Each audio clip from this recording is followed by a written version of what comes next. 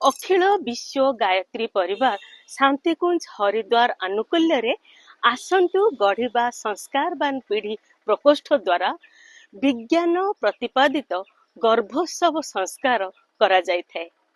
आपण जानते कि गर्भरे शिशुटी शुणी पारे, खुशी हुए, दुखी हुए आउ उद्वेगग्रस्त मध्य होइथाए। तेबे मातार शरीररू शिशुर शरीर, मातार मनरू शिशुर मन आउ मातार भावनारू शिशुर भावना गढ़ा जाय थाए। जणे उद्वेगग्रस्त कुपोषित नकारात्मक भावना युक्त मातार शिशु रुग्ण, चिड़चिड़ा स्वभावर, क्रोधी, कांदुरा, उद्वेगग्रस्त एवं अनेक प्रकार भावनात्मक विकार रे पीड़ित होइथाए।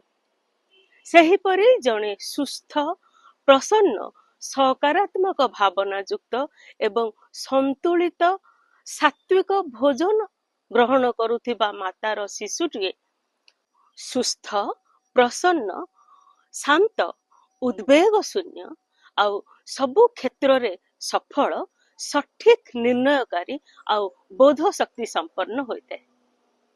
गर्भोत्सव संस्कार विषय अधिक जानिबाकु इच्छा थिले निकटस्थ गायत्री शक्तिपीठ बा प्रज्ञापीठ सह जोगाजोग करंतु, नचेत आमको कमेंट सेक्शन रे कमेंट करंतु।